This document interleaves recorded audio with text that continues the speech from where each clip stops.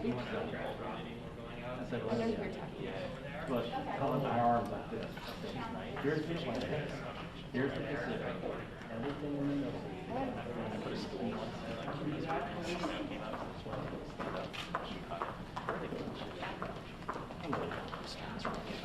I'm sure the decision is so complex. I mean, But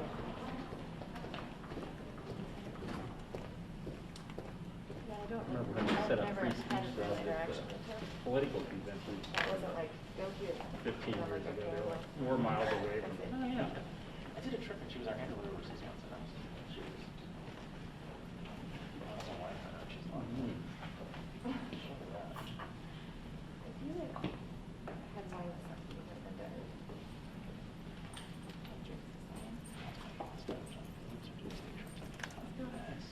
Good one. Where'd you park your motorcycle? Where I'm at. Quick getaway. Obviously. Teams are really cool. Usually they're like, nowhere near as much as like, Yeah. he gets pool side Tuesday and always do like fun little side trips. Social events, that gets his fun. You think they'll be on top? There's a lot of trickling out. I feel like they could be okay.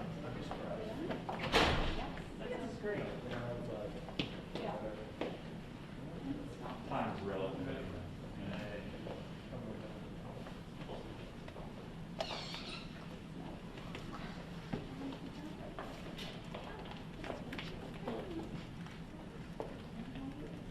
Sell your stuff for real.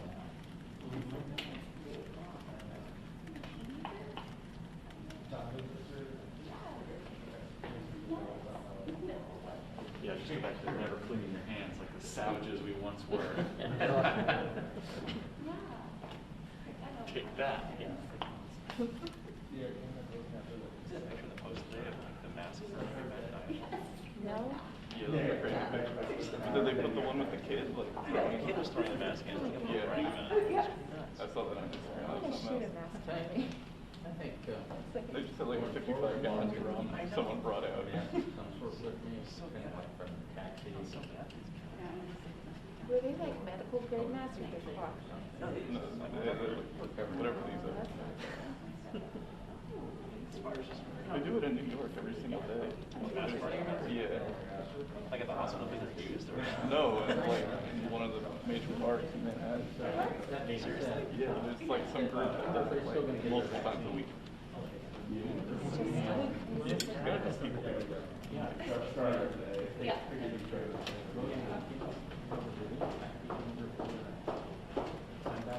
Start selling those. Yeah.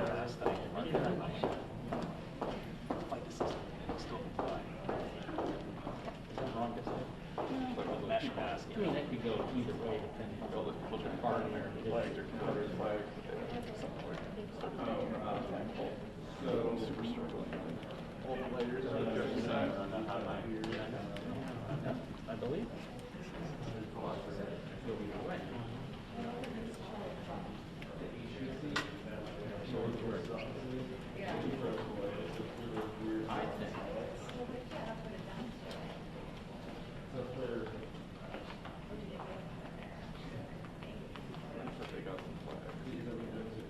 Great.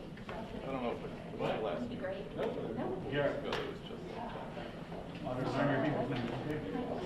Just the blue background? Yeah. Yes, that's great. They saw the pictures. What time is your rule? today? You know, I don't know that I know that. See, It's a good question. They might. You're so down to cover that up. I wouldn't put it on. see that tells you They schedule their press conference at different times and get the studio. right. Sure, the first So one. are you gonna embrace the relapse? Oh, absolutely. I love it. That's flash color. I like the green wire too. Yeah. Purposely lights are really Democratic. I know, I was worried about that. Get ready to Just gonna like roll out. military stop crawling across the floor. Let's see them. Yeah. It's true. You could help me with that. That would be great. Keep your arms up and start your Yeah. That's a good idea. Keep distracting it all day. It's kind of.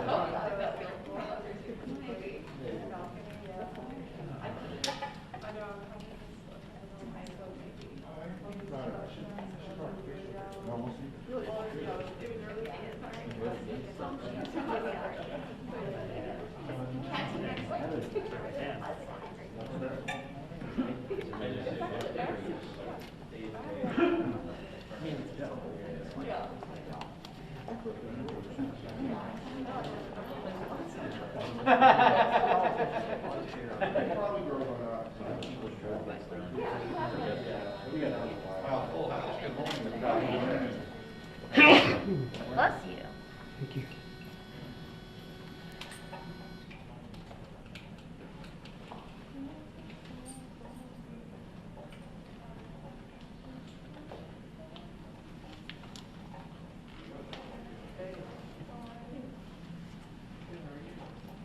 Come on through, guys. You're good. Come on through. Yeah, thank you.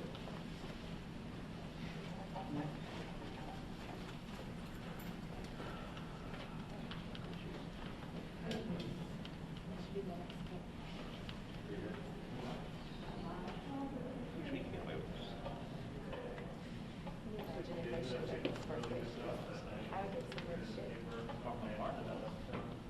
You've been carrying all my right here. You know, the paper on my.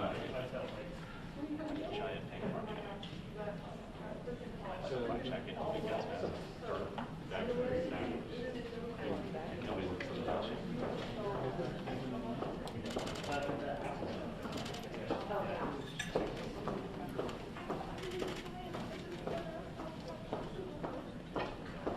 Just for 1.8.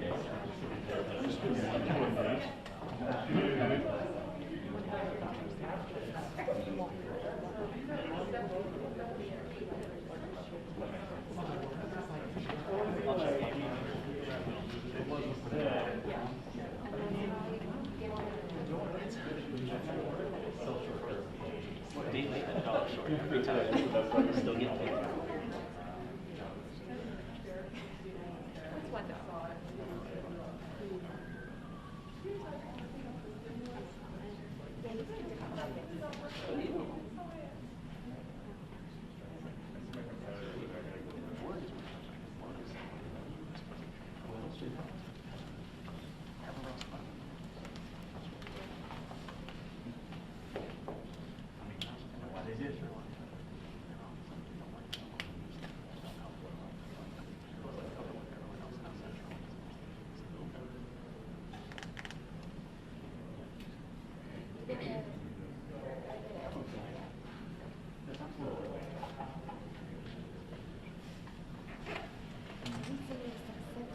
Okay,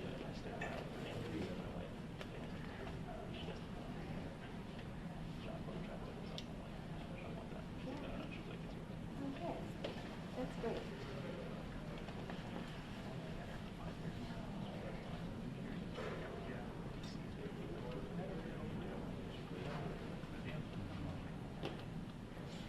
Just have to be one.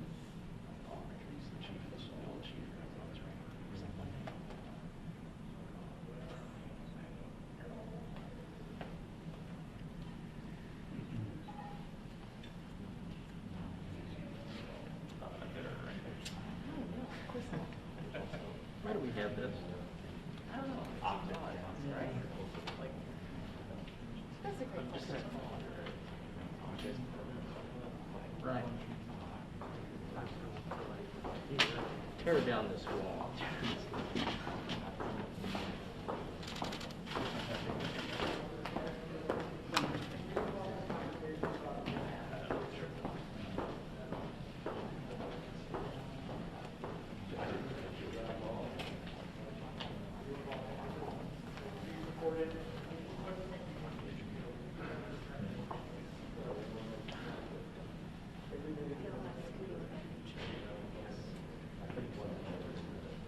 I'm gonna slide under the wall this way.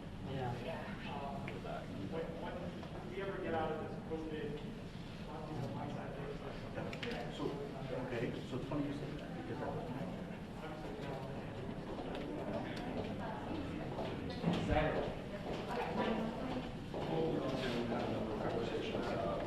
I'm going right now. I think this is actually on hold, and we're still having a conversation about how we're going to try to improve property. We just talked about. Well, if they had, should I tell you? I don't know. All I can do is ask. Decide whether or not you want to ask. No.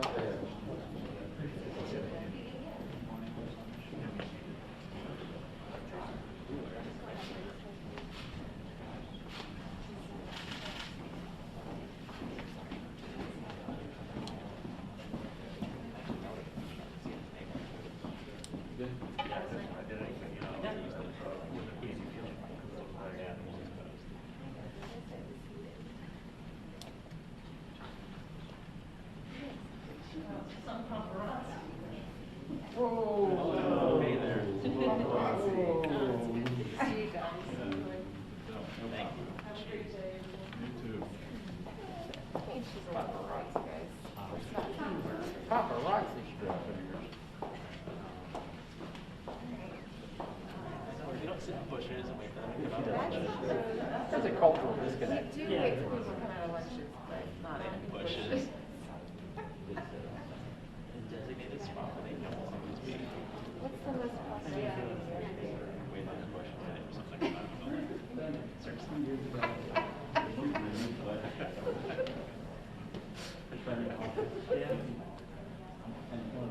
I have not waited in a bush, but I have waited behind a truck. That was in Australia. It was really long. It was from time when I was there. You're in Australia. We accept her. Oh, no. Official. No, I was Scoot through, sorry, official. y'all.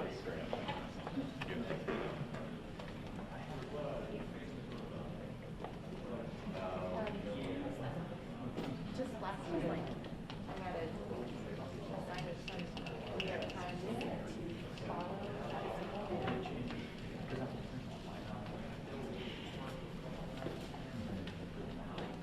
I have no comment at this time. No statement at this time.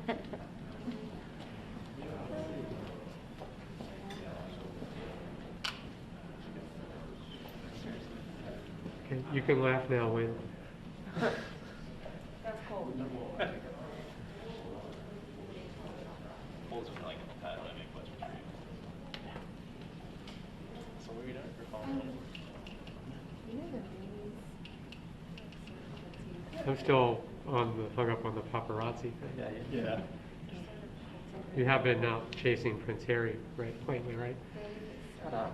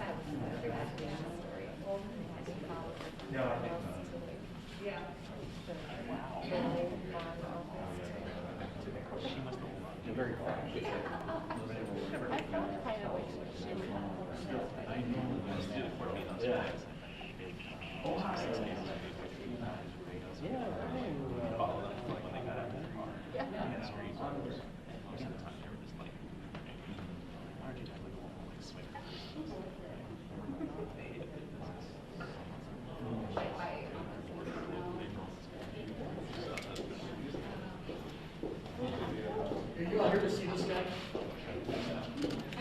There's a big crowd here. Tiger was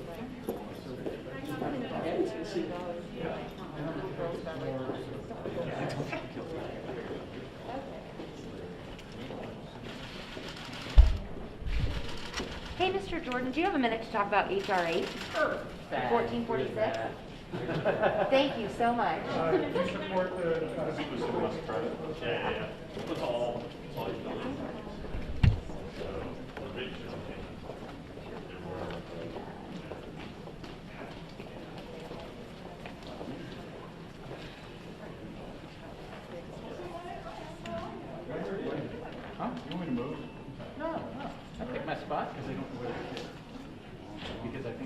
Thank you for that. Plenty of room in there. I was. Thank you, Doug. Yeah, just about. My laptop died, so Very. Oh, thank you. Appreciate it. Be big on these,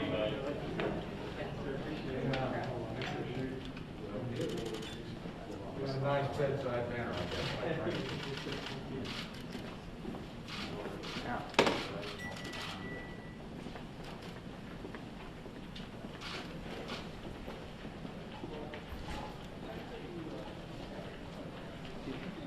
Our temperature's way off.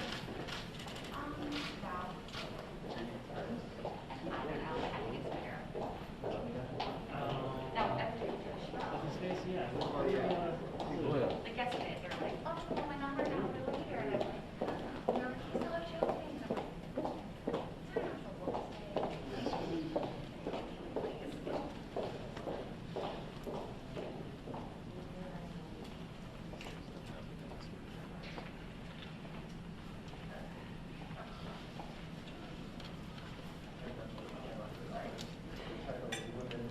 And then she went moving back $99 and 69 cents. She said, that's very great. oh my God. Oh my God. Just me.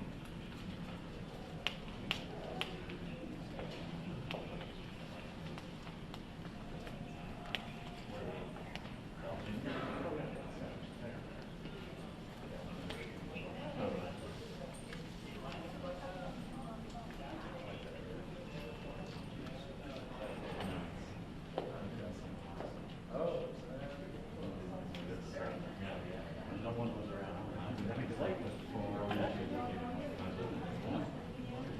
No, I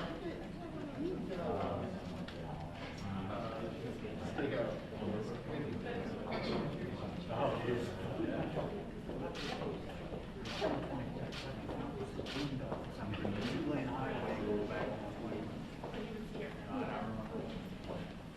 I'm sure I can fix it.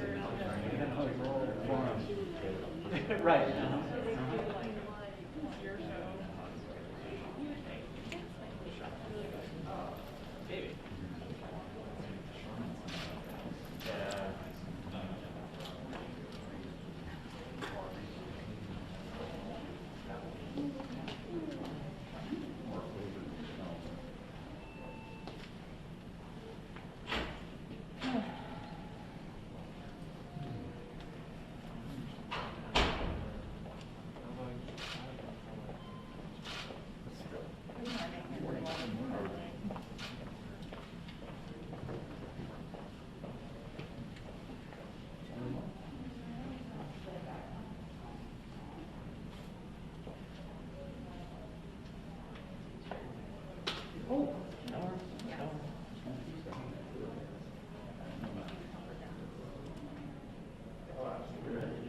Well, not very sure.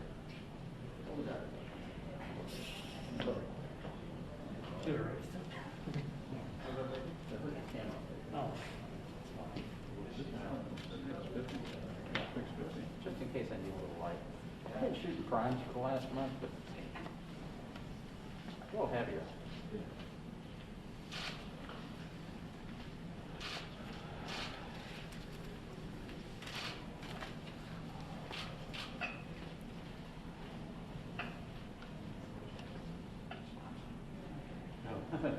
It's like they all got the same mask. Yeah. Open schools. Open schools.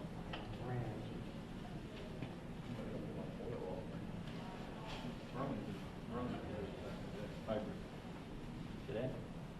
Oh, that's something. Saw something crossing the road.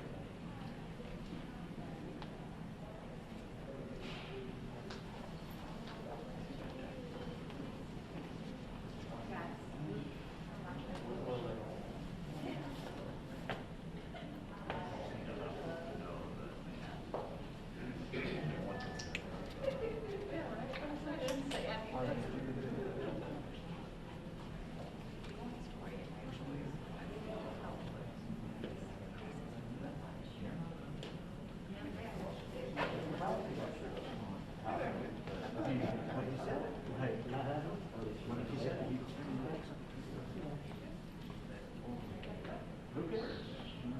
I mean, you don't get.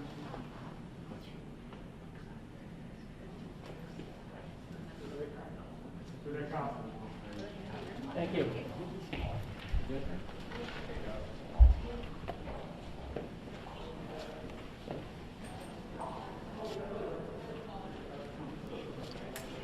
Coming out.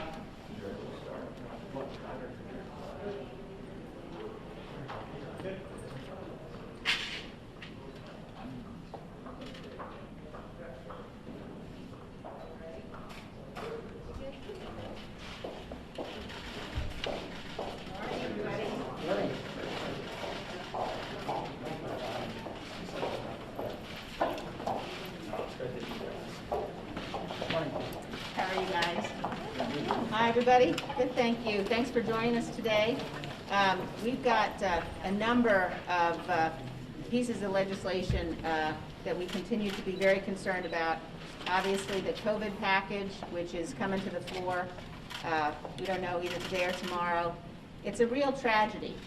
When you look at that package, we know that the result of that package is going to be middle-class tax increases.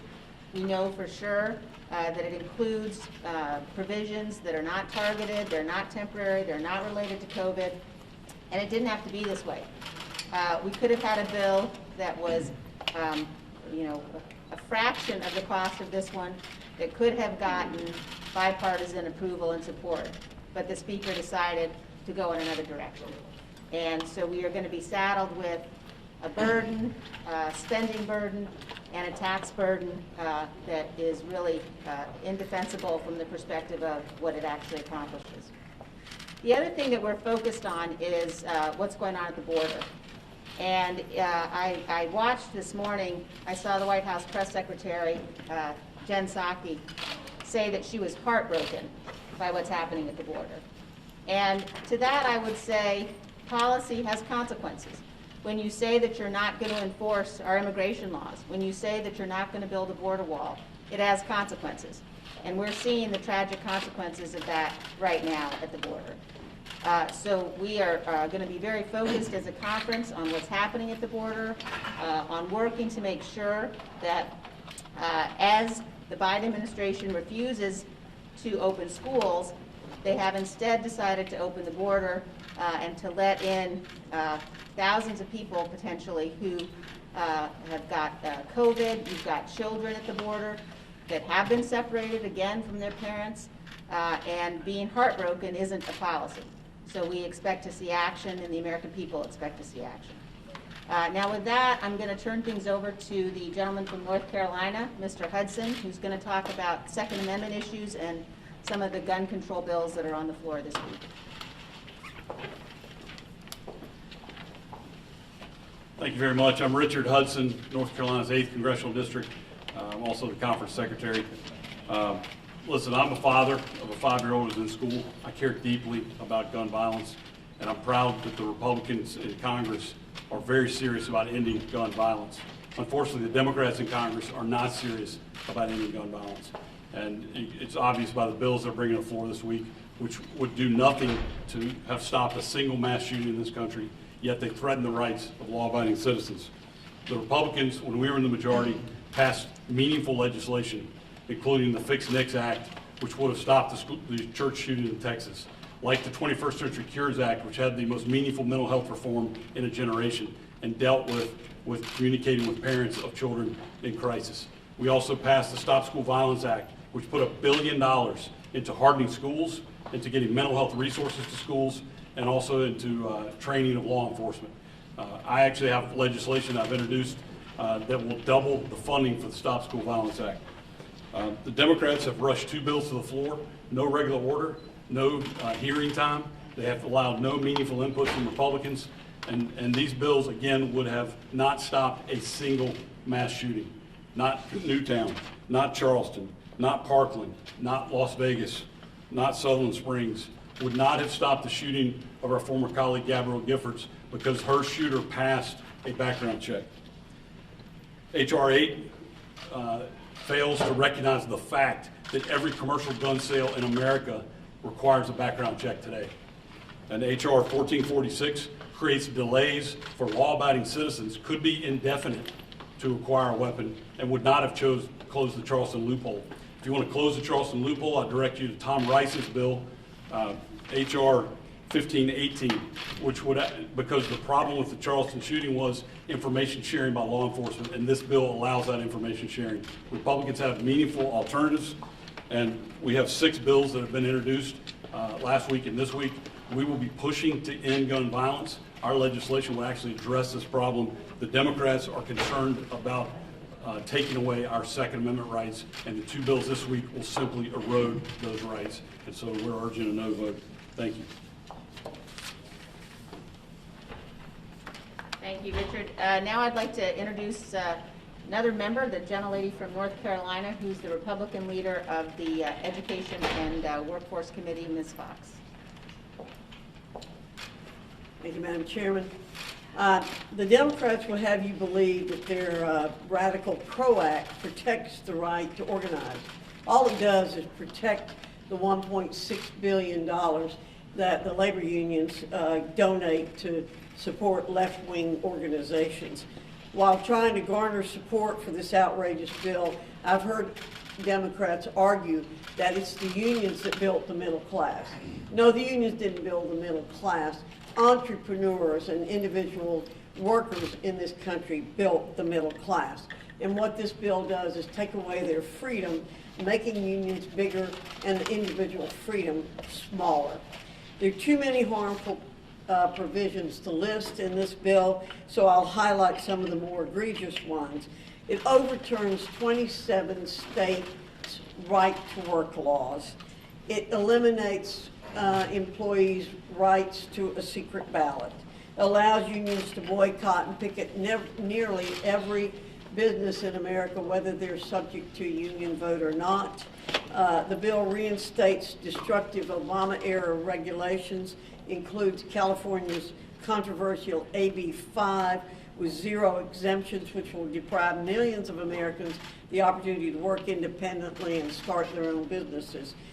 This provision is particularly ill-advised since many Americans during COVID, like working parents, are taking advantage of the flexibility the independent contracting model offers. At a time when employers and workers are forced to tighten their purse strings, it's unconscionable that Democrats are pushing a bill that would take millions from workers' paychecks and employers. It also forces workers to hand over their private personal information to a union. AFL-CIO President Trumka testified last Congress that unions will be able to go after workers, quote, in the grocery store and at their homes. This is not the way America operates. This personal information could very well be shared with third parties, subjecting workers and their families to even more unwanted attention and harassment. The bill increases the risk of union corruption and wrongdoing. Federal investigators recently finished their investigation of the UAW, where senior union leaders embezzled workers' hard-earned union dues for personal expenses. Don't forget, federal law already protects employees' right to organize, and Republicans respect this right. Any reforms to the U.S. labor laws should help workers, not union bosses. Now's not the time to reward union bosses and liberal activists with political favors. Our focus should be on reopening schools and rebuilding the economy so all Americans have the opportunity to succeed. Thank you. Thank you, Virginia. And now we have one of our new members from Iowa, Ashley Hinson, who's going to talk about legislation she has to restore our schools, get schools back open again. Good morning, everybody. Ashley Hinson from Iowa's 1st District, and I come to you today as a working mom of 2 school-aged kids. We need to get our schools back open. When I look at the last year, it's been quite the year, and the toll we've faced, especially when it comes to our young people, is staggering. The mental health visits for our young people as young as 5 are increasing at a dramatic pace. They're ending up in our emergency rooms. When I look at why kids need to be in school, it's more than reading, writing, and arithmetic. It's for the social interaction. It's for the stable environment that they can be in. They need to maybe get out of a violent situation. They might be looking for that next meal. The kids need to be back in school. We're now hearing as well that there are additional challenges where we're finding students have fallen off the grid. We don't know where these students are. They've gone missing. Simply stop logging on for virtual school. That's unacceptable. Teachers don't know where they are. And the fact that they've fallen off the grid is entirely important as a working mom. School enrollment is also dropping. Now that we're 1 year into this pandemic, it's quickly turning into 2 for many school districts around the country. And I think it's just, it's really sad that we're letting our kids fall through the cracks here, which is why we need to make sure that we are getting our schools back reopened. It's exactly why I introduced the Reopen Schools Act, which basically would set some parameters around the $54 billion in money that's already been appropriated by Congress before I even got here, to make sure that schools have a plan to get reopened. They submit that plan to their governor, and then they actually follow through and reopen their schools. The Democrats, I want to point out, blocked this for the 4th time last night. So 4 times they've chosen to make our kids political. The Biden administration has no meaningful strategy to move forward. Getting kids into school, I'm sorry, I'm going to turn this down. That's better, sorry. 1 day a week at this point is just unacceptable, and our kids should not be a political football. And to keep moving the goalposts here, the kids are the ones that are losing this game. So when I look at examples of how we can lead on this issue, look to the state of Iowa. We have prioritized our kids and our teachers in getting back to school safely in the state of Iowa. It can be done. Iowa's a great model for that. So I would encourage the Biden administration to look to the state of Iowa and how we've made sure that we can get kids back in the classroom safely. Republicans are going to continue to lead on this issue, so what I would invite is all my Democrat colleagues to join us. Let's make sure we have a plan to get those schools reopened and get kids back in the classroom. Thank you very much. And now we're going to hear from our whip, Mr. Scalise. Thank you. Good morning. Good to see all of you. If you look at the House schedule this week, it's yet one more example of Speaker Pelosi pushing a socialist agenda that's focused on taking away the rights of hardworking families while also bankrupting the next generation with mountains of debt that are focused not on COVID relief. If you look over 90% of the bill that they're going to bring back on the spending, a $1.9 trillion spending bill, is not focused on COVID relief. It's focused on pushing more of the far left agenda. It's very concerning when you look at both what happened in the House and in the Senate. Speaker Pelosi and Chuck Schumer shut Republicans out of the process completely. In fact, President Biden was offered the ability to work with Republicans, and he chose to have a go-it-alone strategy as well. And that lets Americans down all across this country who wanted to see a package that was focused on helping families, on helping small businesses stay afloat, and on helping reopen schools. We brought amendments, for example, to double the number of vaccines so that we could get more Americans vaccinated quickly, and that was rejected on a party line vote. There was an amendment in the Senate to say that felons in prison shouldn't be able to get taxpayer checks, and that was voted down on a party line vote. So clearly, when you look at the priorities of Speaker Pelosi, it's to spend as much money as quickly as possible on her socialist agenda and to turn her backs on those of us who want to work together to confront this virus and to safely reopen our economy and our schools. You can just look at the crisis on the border. It's a major, major national scandal. Jay Johnson, the Obama Homeland Security Secretary, once said that if there were 1,000 or more illegal crossings, that was a bad day. Today we're seeing 3,000 or 4,000 illegal crossings a day at our southern border. It is a national crisis, and it needs to be confronted by President Biden, and he refuses to acknowledge this. There are super spreader caravans coming across our southern border. I think it's an interesting misplaced priority that the Biden administration's agenda is to open America's borders and close America's schools. This is the wrong approach. This is not focusing on the hardworking families of this country. The science says that the schools should be open now. Every school should be open, teaching kids in the classroom, and every day they refuse to do that, it's setting those kids back even further. Millions of American kids are being denied the ability to learn and to be able to compete. And the science is clear that the schools should be reopened. Again, we put more money. Ashley Hinson's bill was offered up during the process of moving this bill forward to say if schools get more money, it has to be to reopen so that kids could be learning in the classroom, and it was rejected by every Democrat, which begs the question, what do they need this money for if it's not to reopen schools during this pandemic?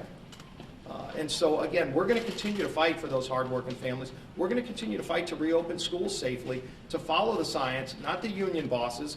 When you see a union boss fighting to keep the public schools closed while taking the parents' money, but sending their own kids to private schools, it just shows you they're not even following the science. There's a tremendous amount of hypocrisy and double standard involved in the people that want to take a hard-earned money of these taxpayers across the country while not fighting for them, for their families, for their children.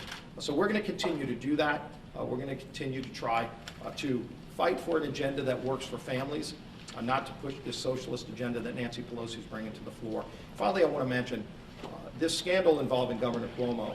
It's a scandal on multiple fronts. It's not just the sexual harassment scandal, which is very concerning, but it's also the scandal of what he did to seniors in nursing homes, starting with his order that went against federal CMS guidelines, forcing seniors who were COVID positive to go back into nursing homes and prohibiting those nursing homes from testing for COVID, led to thousands of deaths that should have never happened. The Select Subcommittee on Coronavirus Republicans back in June started asking Governor Cuomo for the data. He refused back then, called us names, seems to have a pattern of bullying, but he never gave those families an answer. We are continuing to fight for those families who deserve an answer. It's recently come out that not only did he potentially obstruct justice in hiding the data, but he may have actually directed his own employees to manipulate the data, to lie about the number of deaths that could have been used to help prevent more deaths. And so I would call on President Biden to rescind his designation of Governor Cuomo as the gold standard for COVID leadership. That's not the gold standard. That is an epic failure that led to the deaths of thousands of people, and Governor Cuomo needs to come clean with the American people, with the people of New York, parents, children who lost their grandparents and their parents, who demand answers, who deserve answers to that data. And we're going to continue fighting for those families. With that, why don't we open up? I have a question for you on the suspension votes last night. Democrats pulled 13 bills from the floor because a number of Republicans were threatening to force roll call votes amid just a broader frustration around how the House is being run in the majority. Do you agree with that strategy? And are you worried about going down this path? Because one of the bills was one that you were a sponsor of. Yeah, look, there's concern about what's happening on the floor, but just look at this week. 10 of the 11 bills being brought to the floor this week did not even go through committee. And you've seen this pattern by Speaker Pelosi, who famously said years ago, you got to pass the bill to find out what's in it. When she rewrote Obamacare in her office after it came out of committee, now she's not even bothering to go through committee with major pieces of legislation. Bills that should have gone to Virginia Fox's committee, for example, where they bypass the committee process so that she herself can write the bill behind closed doors with no public scrutiny, with no public hearings. I think a lot of Americans are very concerned about that kind of closed process where nobody gets to see the bill until she drops it on the floor, never even went through a public process in committees. Republicans and Democrats alike, by the way, work hard to get on committees of jurisdiction so that they can then go and bring their expertise to make a bill better. And Speaker Pelosi's shutting her own members out of that process. Frankly, every Democrat ought to be asked, are they upset that they were not allowed to offer an amendment on a $1.9 trillion spending bill that Speaker Pelosi wrote in her office and literally shut out every amendment? There was not one idea that could have been brought forward. And Democrats were told in the committees not even to bring a single amendment on a $1.9 trillion spending bill. Should bipartisan suspension bills then be held hostage? I don't want to see any hostages. I want to see an open process. I want to see Speaker Pelosi open up the House process to amendments by Republicans and Democrats, to bring in bills through committee again, something as basic as just having public hearings in committee on bills. And I think a lot of people are getting frustrated, including her own members, who don't like this closed Pelosi process. And to follow to that, who is leading this charge for suspension bills, and what is leadership advising this group that is trying to push for suspension and motions to adjourn, when it comes to how to proceed with the... Yeah, those are individual members. That's not a leadership decision, but as a Republican leadership, we've called on Speaker Pelosi to open up the House process, to not, again, for example, getting rid of the motion to recommit. process that's been around for decades that Speaker Pelosi shut down just to try to deny the ability for people to bring amendments on the House floor. So we're going to continue to push for that. But is leadership's position to allow these procedures to happen? Or That's not a formal leadership position, but again, leadership has been very vocal on the Republican side that we want an open congressional process. We want bills to go through committee, and we want members' voices to be heard. House Democrats say they're bringing back the earmark process. Do you think this is something Republicans should participate in? And do you, are Republican leaders going to work on guidelines for, changing the rules if so? Yeah, we've heard the Democrats talking about bringing this back on their own. They haven't consulted with us. Clearly, we've had a lot of conversations. We had a meeting last night that was widely attended by the Republican conference, and our members have a lot of different views on this. But one thing I think that's universal is we share a lot of concern about the abuses that happened in the past, and we don't want to see those abuses brought back. So this is going to be a continuing conversation amongst House Republicans. It would have been helpful if Democrats would have talked to us about what they're doing and if there's a better way to do it. So we're going to have that conversation, and it's ongoing. One of the provisions in the Democrats' COVID bill is the creation of this monthly child tax rebate, $300 would go to most families. Do you consider that socialism, and is that something that you could see a conversation happen? There's a lot of Democrats that want to make that permanent, and some Republicans who want to make it permanent. Do you think there's room for a conversation about doing that, or do you think that that is the definition of socialism? I think the question is, what in the bill is COVID related, and what is a broader policy that should be discussed separately? And I think a lot of people have a concern that Speaker Pelosi took advantage of the crisis to fill the bill with primarily things that have nothing to do with COVID that should have been discussed separately. And again, our focus from the very beginning was, let's help families who are struggling with a targeted relief bill, not just sending everybody a check all across America, but to help the families who are struggling, as opposed to saying if somebody is maybe making more money than they were a year ago, they're going to also get a check. The other thing is there are millions of small businesses that have already closed, and it is devastating to see what some of these governors did to make it harder for small businesses to stay afloat, while there were states like Florida and Texas who kept things open and had different results. It's a shame that in this bill they actually penalized the states who had more success keeping their economies going and helping the healthcare needs of their families, while rewarding states like California and New York, who were the biggest winners in this bill, just giving them billions of dollars. California's going to announce over a $10 billion surplus, yet they're going to get more than $40 billion of money that's borrowed from our children in this bill. So what does any of that have to do with COVID? And I think that's the biggest frustration. This 90% of this bill has nothing to do with COVID. Whether it's a good idea or not needs to be debated independently. Don't take advantage of a crisis to try to ram through a socialist Are you agenda. concerned that Republicans have a hard time rolling that back now that it's going to be in law probably tomorrow, later this week? Well, what we're focused on is helping families and helping businesses and getting schools reopened. We were willing to work with Democrats to double the number of vaccines, and they completely turned us away because they wanted to spend money on a whole lot of things that had nothing to do with COVID, and that's very unfortunate. Well, we appreciate it. We'll take one more. I was wondering if you might be able to weigh in on the former president's cease and desist letter and what kind of role you see him playing in campaigns, since he doesn't want these like this used for fundraising purposes. Yeah, and that was a new policy that he rolled out. Ultimately, President Trump's going to decide what kind of role he wants to play in elections in the future. I know we're focused on winning the House back, and if you look, the NRCC outraised the Democrats, the DCCC in January, and it shows you people recognize that Speaker Pelosi's socialist agenda is bad for America, and it's way out of touch with the mainstream of this country, and we're going to keep working to get the House back and raise the money it takes to elect more good candidates like Ashley Hinson here, who's already a leader helping fighting to reopen schools. So we're going to continue fighting for hardworking families while they continue to promote a socialist agenda. Thank you. Thank you.